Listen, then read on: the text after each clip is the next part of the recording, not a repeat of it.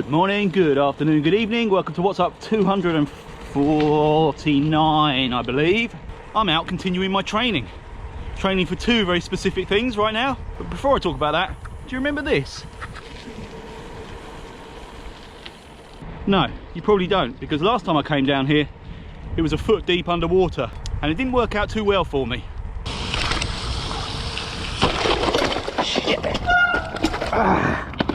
Anyway, what I am training for, first of all, is my head-to-head battle with Mr. James Bailey of the Herd. Our first league race is on Saturday or Sunday. I really should know by now. And I probably should be training on Zwift, but look at it.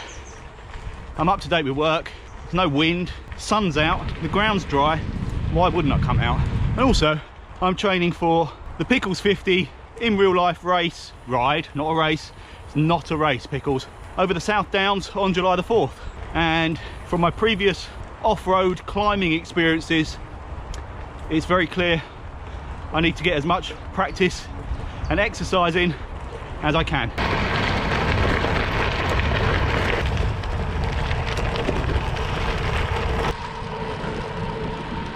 I think I'm about to go up a really nasty climb. It's a road called Rocky Lane. I've only been down it, I think, and if memory serves, I hit some serious speed on the way down, so this could get ugly.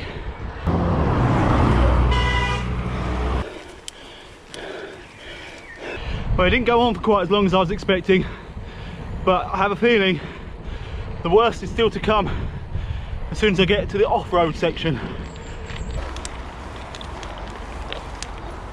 I was right, this bit's a lot tougher.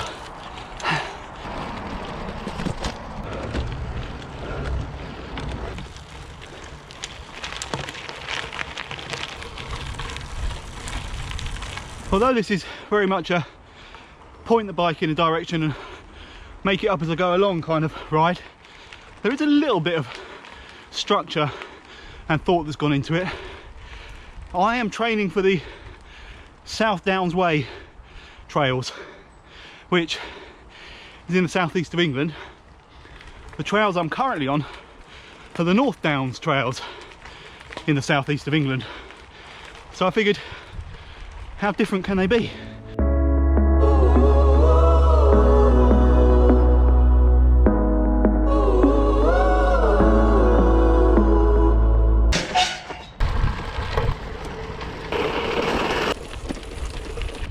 I'm actually now headed towards Box Hill, the gravelly way. I've done this before, again with not much success, because I was relying on a route made by Komoot, which involved a very hard climb up some steep and long steps. So I'm going to try and avoid that today and reinvent this route if I can. Oh, this bit's bumpy. It's shaking my feelings out. Oh.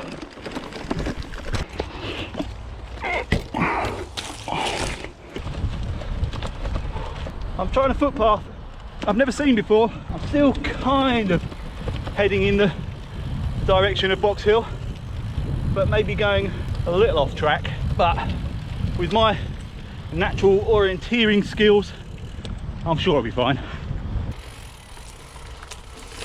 Oh my good God. Yeah, so I'm now just in the middle of a field, but it does kind of run alongside the road that I know does lead to Box Hill, so I'm gonna stick with it for a while. Bloody hard going though. Oh.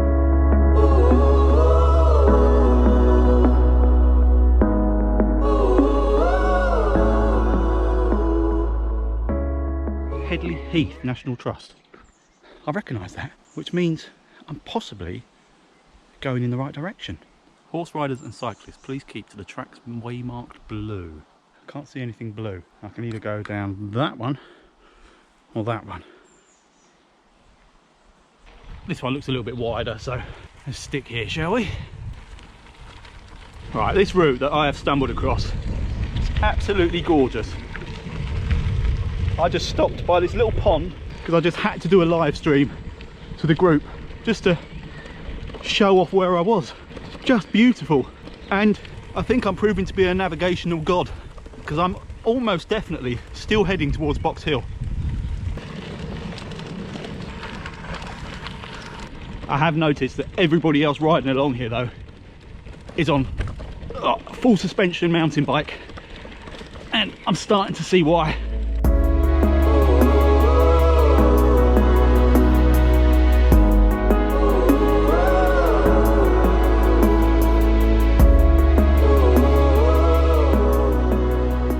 Well, it turns out I am a navigational genius, and I ended up exactly where I wanted to be going. I didn't stay long though. It was far too people-y up on Box Hill, and it made me feel very uncomfortable, so I'm just going back to that little pond, I think. Sit there, watch the sunset. I've got a mint club bar in my bar bag, so I'll have a little snack, little drink, and hope I can find my way home. This has been quite a long ride for me as well, off-road, which will explain why my knees are hurting a fair bit.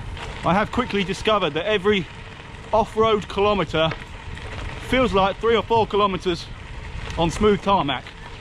It's sort of mental fatigue as much as physical, because you're constantly, like now, gripping hold of the bars, tensing your body up, and having to pay real attention to the surface beneath you, whilst making sure you don't crash into anything ahead. And then you get all these gates. Actually, before I go any further, I think my seat post has dropped down a little bit, so I'm gonna have to tighten that up. I think I needed some more carbon paste on it after adjusting it for Emma's height. Looks like I won't be tightening my saddle. Like an idiot, I didn't put my multi-tool back in my bag. I emptied it earlier to clear out all the stuff that I didn't need. Didn't put my multi-tool back in, so I'm going to be riding slightly high-kneed all the way home, but as long as I get there. Right, pond and food.